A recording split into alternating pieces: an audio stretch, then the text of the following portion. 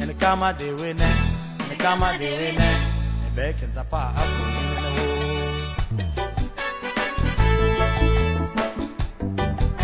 And a soccer them on a zapatia better than a utune, Sally down the pompo, once a passing, and a soccer them on a zapatia better than a utune, Sally down the pompo, once a passing.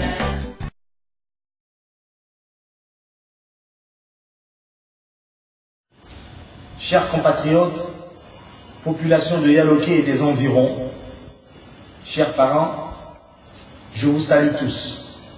Je me présente ici, Mon Désir Walupanouala, plus connu sous le pseudonyme de Mondez, et au village là-bas, plus connu sous le surnom de Désiré.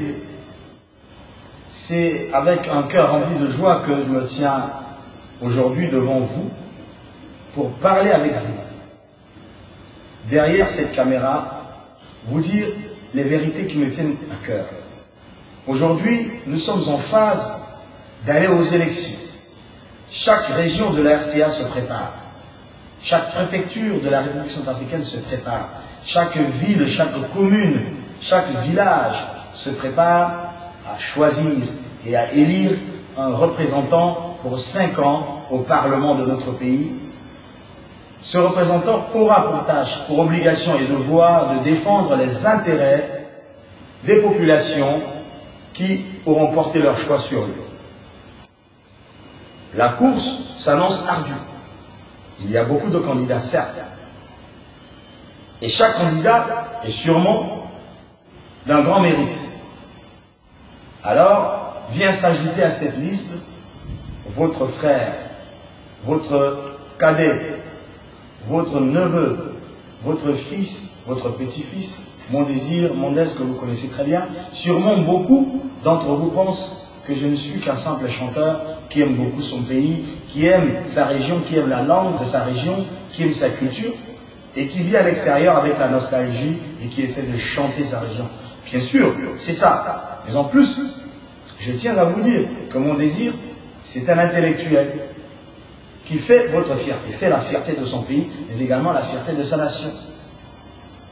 Et qui aujourd'hui croit que l'heure a sonné pour lui de rentrer dans son pays, rendre à César ce qui est à César, c'est-à-dire ce que vous m'avez donné sur le plan éducationnel, sur le plan de l'instruction, sur le plan affectif, tout ce que vous m'avez donné, je vais vous rendre une part. Sûrement, je ne pourrai pas tout vous rendre, parce que je n'en ai pas les moyens.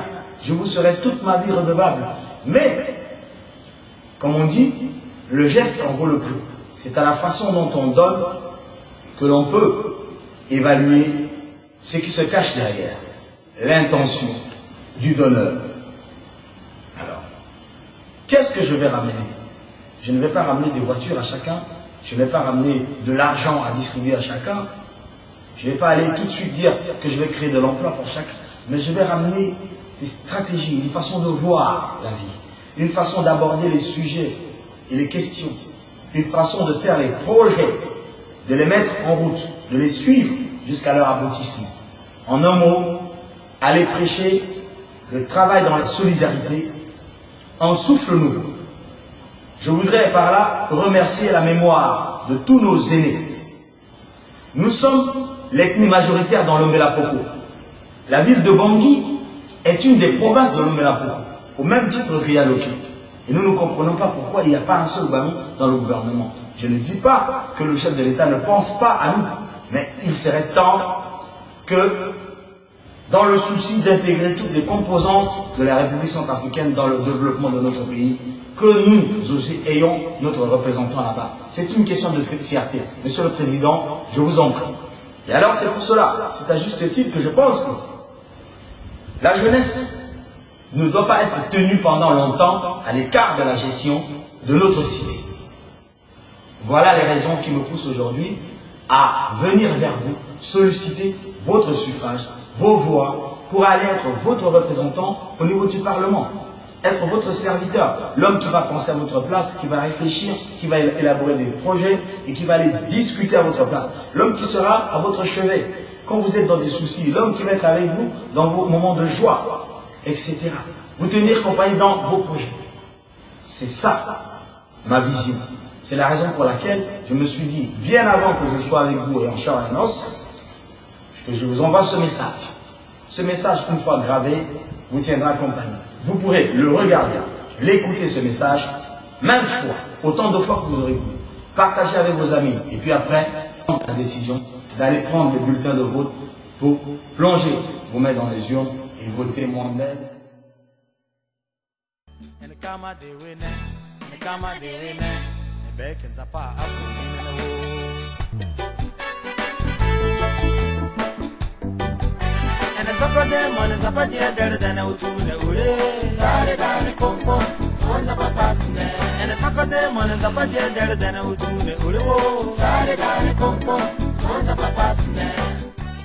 Élections législatives 2010, discours, programme de M. Mondésir Walou Panouala, Mondez, candidat à la députation dans la région, dans la localité de Yaloké. Chers compatriotes, c'est avec un cœur rempli de joie que je me permets encore de prendre la parole ici pour m'exprimer à vous au travers de ces images qui, à mon avis, constituent et resteront un outil efficace de travail, bien au-delà même de leur raison immédiate et circonstancielle d'être, à savoir les élections législatives. Ce discours que je m'en vais tenir en toute bonne conscience, loin d'être démagogue, fait office de suggestion pour l'amélioration des conditions de vie de nos populations, ce qui passe nécessairement par le développement de notre région, de notre belle localité, pour parler de façon singulière.